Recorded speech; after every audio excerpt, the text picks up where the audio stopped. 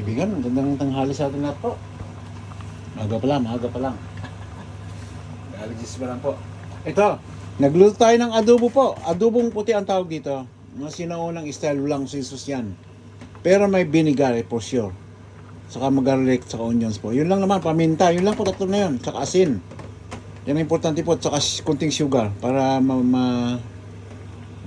ma-divert yung, ano tawag dito? Hindi ma-divert, kundi ma-balance yung alat niya saka sobrang asim. Yun po. Hindi tayo nag-aalo ng tubig po rito para para lasa nyo talaga na lasang adobo. Yun po. Nakita nyo pa? Yan, malapit na maluto po to. Yung pa rin ang lasa po, ang pinagkaiba lang, hindi yung nalasahan susus kasi wala nga susus po yan. Yan.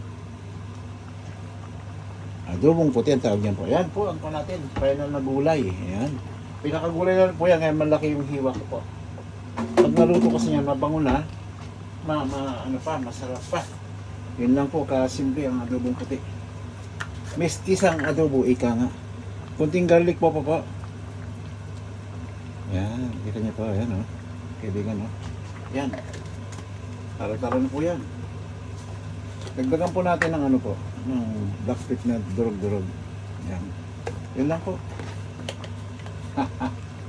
Pwede rin po may konting oregano.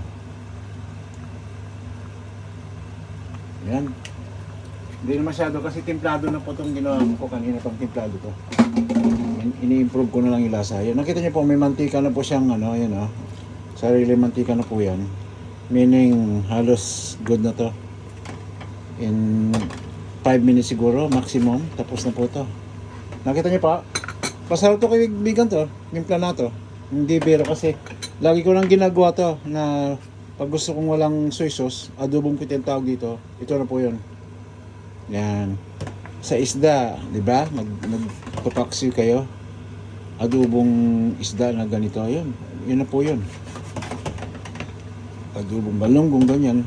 Basta itong timpla na to, adobo talaga po siya. Hindi siya wala lang soy sauce na dahil adobong puti. Ang isang adobo.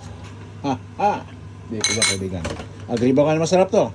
Mamaya, pakita ko sa inyo pa pag nandiyan na yung pagluto na. Kunting lang po. Kunting lang. Di ba kaibigan? Yan po. Pero alam ko, masarap na to eh. Wow, sarap. Kunti akong naisip. Kung walang kunting asim, sobrang asim. Yan, i-divert nyo ng kunti. Asukal lang po katapat niyan. Talaga meron sugar yan po. Para hindi kayo masyadong asiman. Pero gusto ko sa adobo kasi may asim konti. Yan po.